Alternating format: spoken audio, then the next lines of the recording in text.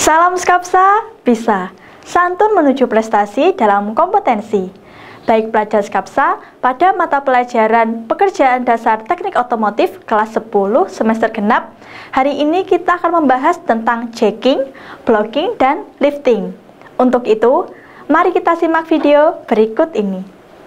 Baik pelajar Skapsa, pada pertemuan PGTO kelima ini kita akan membahas tentang jacking, blocking, dan lifting. Nah, dalam bidang otomotif itu kita tidak lepas dari istilah jacking, blocking, dan lifting. Karena proses inilah yang membuat pekerjaan perawatan ataupun perbaikan semakin mudah, terutama pekerjaan yang di bawah kendaraan dan membutuhkan posisi kendaraan lebih tinggi dari kita. Nah, tujuan dari pembelajaran ini adalah yang pertama, yaitu siswa dapat menjelaskan pengertian dari jacking, blocking, dan lifting.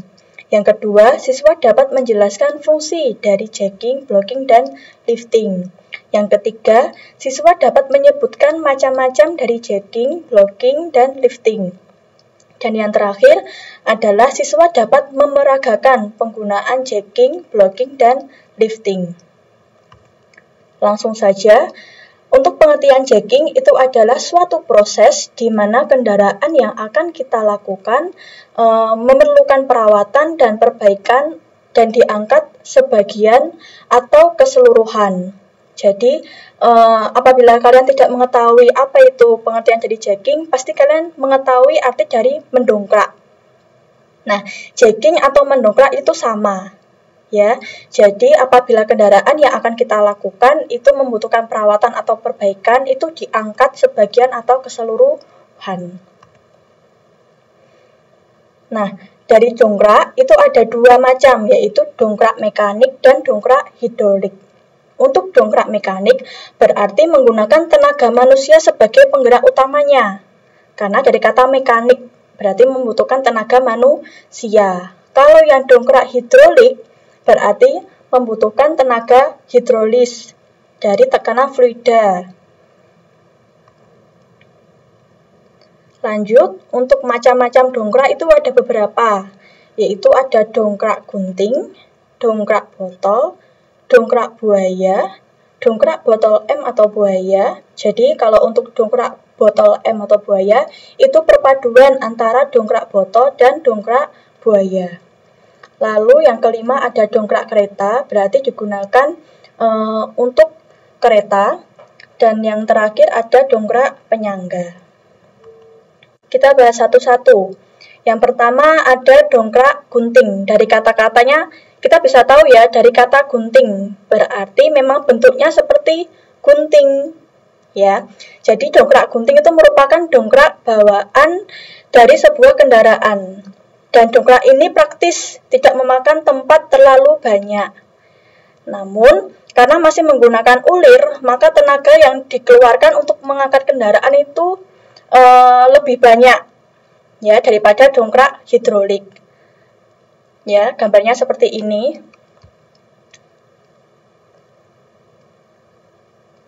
Jadi ini ada ulirnya. Jadi tenaganya itu lebih besar, yang dibutuhkan itu tenaganya lebih besar daripada dongkrak hidrolis. Tapi ini lebih praktis karena apabila kita membawa itu tidak memakan tempat yang lebih banyak. Lanjut ke dongkrak botol. Nah, dari katanya juga dari kata-kata dongkrak botol berarti bentuknya seperti botol, yaitu merupakan dongkrak hidrolik namun berukuran kecil. Ya, nah dongkrak botol ini memiliki kelebihan, yaitu selain simpel dan praktis, juga penggunaan tenaganya untuk menaikkan kecil karena sudah menggunakan hidrolik ya. Jadi tenaganya yang kita butuhkan itu lebih kecil. Nah, namun kelemahannya harganya ini lebih mahal daripada dongkrak dongkrak gunting tadi. Ya, di sisi kelebihannya itu penggunaan tenaga kita itu lebih sedikit, tetapi hasilnya itu lebih besar, tetapi kelemahannya itu harganya lebih mahal daripada dongkrak ulir atau gunting tadi. Lanjut ke dongkrak buaya, yaitu merupakan salah satu jenis dongkrak hidrolik yang berukuran besar, sehingga kapasitas pengangkatan juga lebih besar.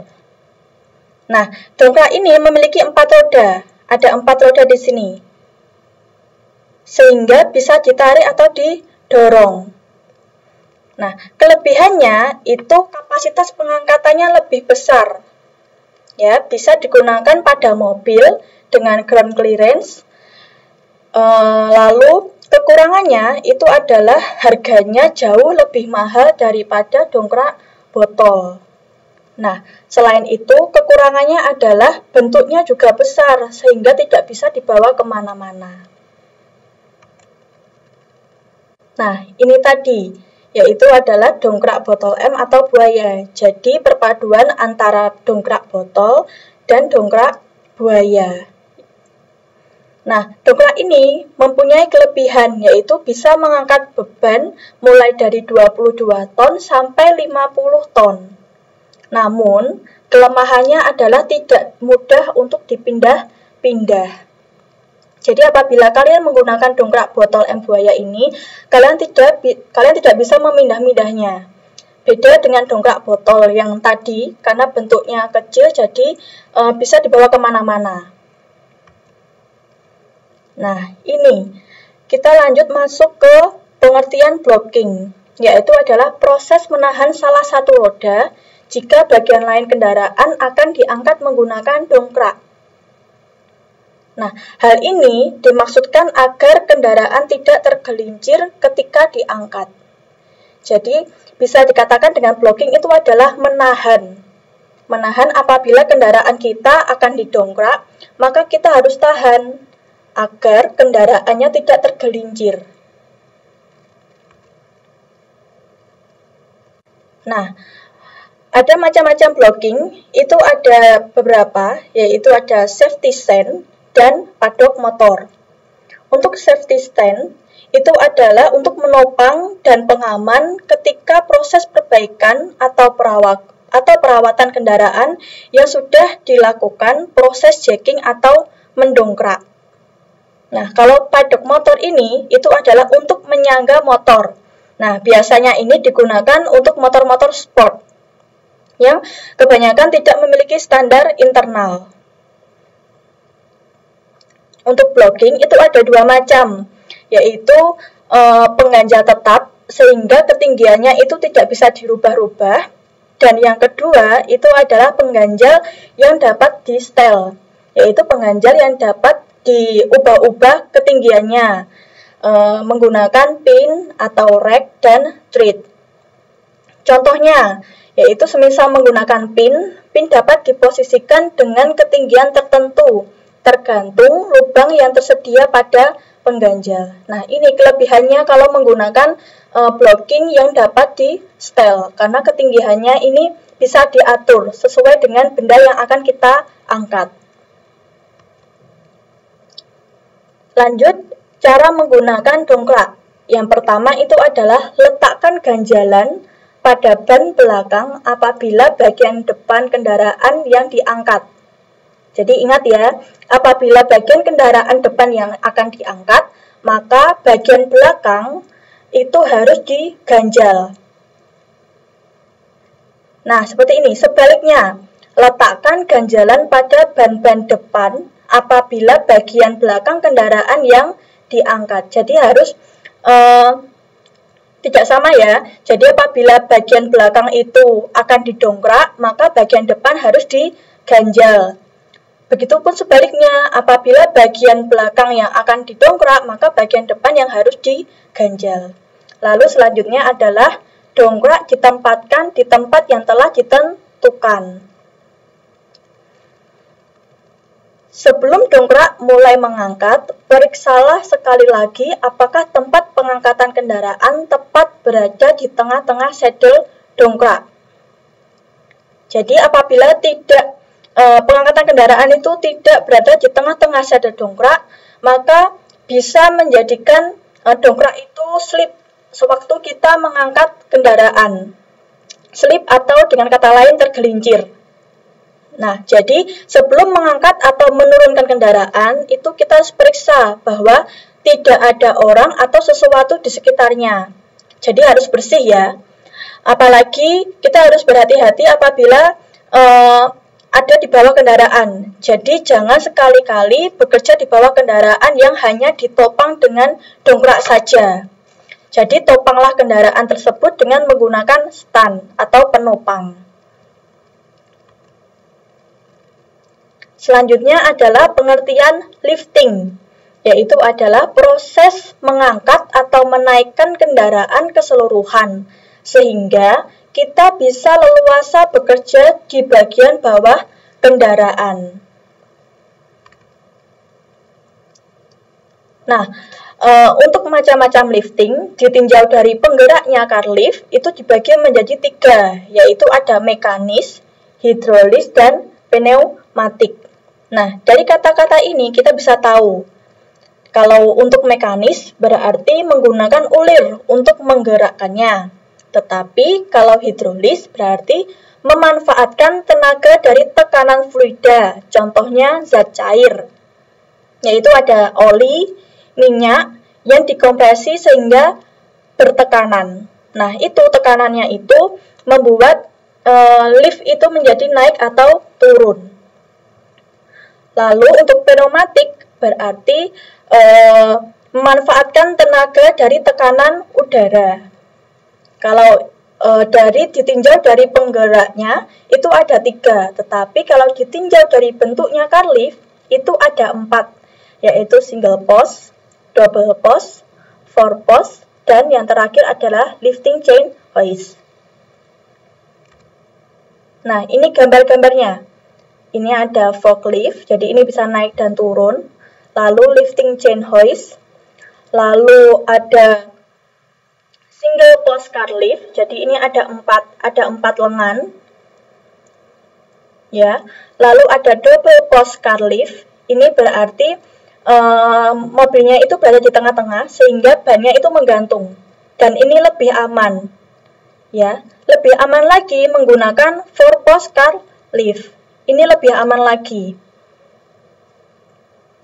Nah, kalau untuk lifting chain hoist ini biasanya digunakan untuk pengangkatan gulungan kabel yang besar-besar.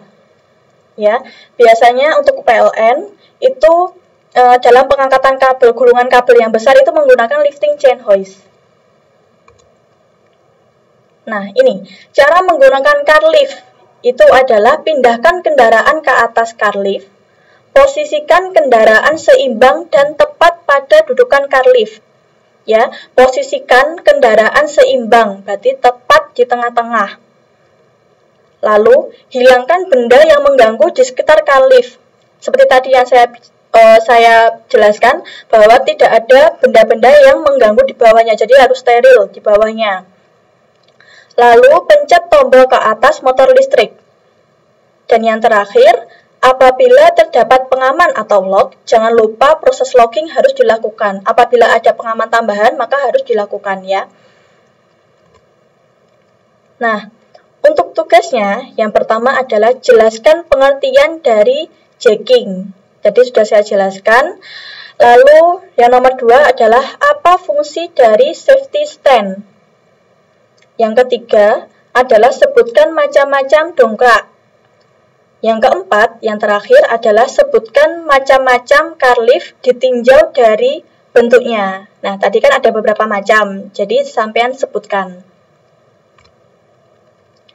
Sekian penjelasan materi kali ini tentang jacking, blocking, dan lifting. Kerjakan tugasnya di classroom dan kumpulkan tepat waktu. Terima kasih. Baiklah pelajar Skapsa, demikian materi kali ini mengenai jacking, blocking, dan lifting. Kerjakan tugasnya dan kumpulkan melalui Google Classroom. Jangan lupa like dan komen untuk mendukung program ini. Dan klik subscribe dan tekan tombol lonceng supaya tidak ketinggalan informasi. Dan share jika menurut kalian video ini bermanfaat untuk orang lain. Sampai jumpa di video kita selanjutnya. Salam Skapsa bisa! Sekolah Berbudaya Industri berkarakter wirausaha menjadi idola sekediri raya.